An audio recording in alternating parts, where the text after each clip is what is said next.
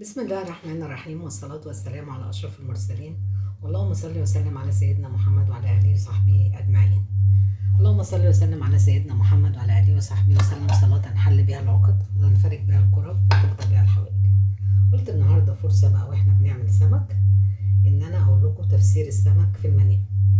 السمك في المنام من المبشرات بالخير ومن الحاجات الحلوة جدا وليها تفسيرات حلوة كتير. السمك لو كبير يعني معناها ان هو في رزق جاي كبير وواسع بالنسبة للرأي.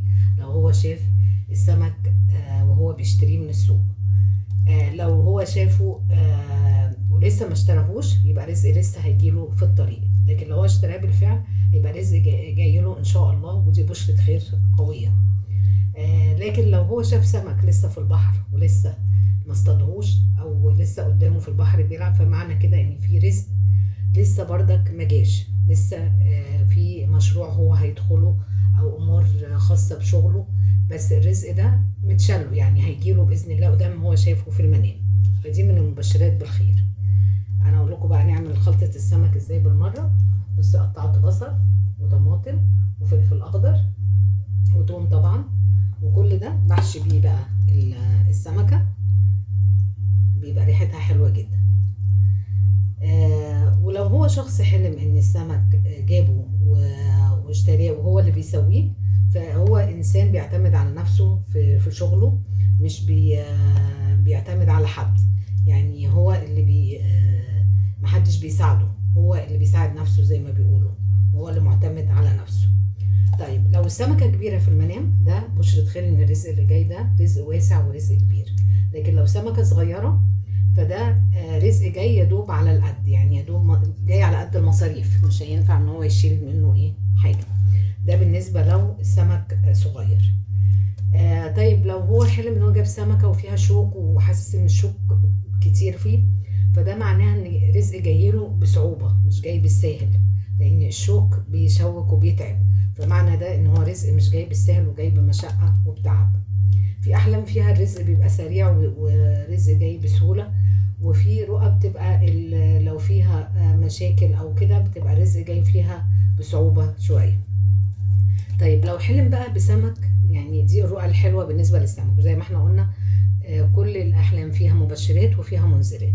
طب ايه المنذرات بالنسبة للسمك؟ لو هو حلم بالسمك ريحته مش حلوة أو سمك فاسد، فدي هموم أو مشاكل داخلة عليه، أو رزق جايله بنكد وجاي بمشاكل ومش جايله بالسهل، وهيبقى فيه يعني مشاكله أكتر من خيره. فلو هو داخل في مشروع أو هو هيروح وظيفة تانية، فدي انذار ليه بالنسبه له ان هو يكون على حذر وما يتسرعش في قرار من قراراته لو هو شاف رؤيه السمك الفاسد في المنام. طيب لو بنت بقى حلمت بسمك وسمك حلو وسمكه شكلها كويس، ده رزق حلو ليها، امورها تتيسر لها، اخبار حلوه تسمعها، عريس هيجي لها وهيكون ميسور الحال. ده بالنسبة للبنت. ولو سيدة متزوجة حلمت بسمك وإنها جايباه من السوق والسمك ده شكله حلو، أو هي شايفاه في منامها في بحر أو شايفاه عندها في بيتها، فده رزق داخل عليها بالخير وبالفرح وأخبار سارة هتسمعها.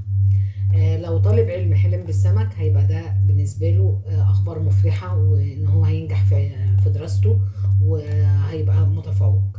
ده بالنسبة للرؤى المبشرة بالسمك. لكن الرؤى المنذرة زي ما قلت لكم، لو السمك فاسد، ريحته مش حلوة، في شوك كتير، دي كلها هموم ومشاكل.